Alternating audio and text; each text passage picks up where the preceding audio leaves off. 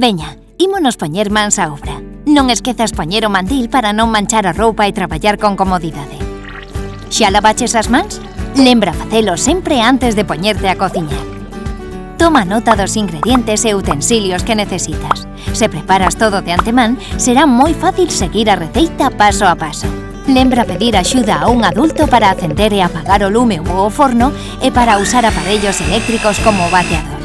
Trapos e manoplas poden ser os teus grandes aliados para suxeitar as cousas quentes e tamén para limpar. Lava todo o que vayas usando a medida que realices a receita. Así non se acumularán os pratos suxos e será máis fácil limpar despois.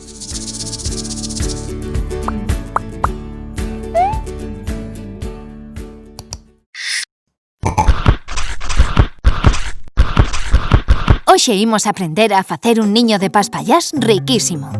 Toma nota, isto é o que necesitas para preparalo. Unha pota, unha mandolina ou relador, un escoradoiro, un garfo. E agora imos cos ingredientes. 350 gramos de espagueti ou tallarín, unha cabaciña, 2 cenorias, 8 ovos de paspallás e 125 gramos de mollo de tomate. Preparados? Pois a cociñar. Coa axuda da mandolina e coa supervisión dun maior, corta a cabaciña e a cenoria en tiras longas e finas, como se fosen espaguetis. Se non tes unha mandolina, corta a cabaciña primeiro en rebanadas finas e despois ao longo. Agora nunha pota, coce os ovos de paspallás uns 3 minutos desde que empece a ferver a auga. Pélaos e resérvaos para a preparación final. Despois, nunha pota seguindo as instruccións do paquete, coce os espaguetis e antes de escorrer, engade a cenoria e deixa que pasen uns segundos.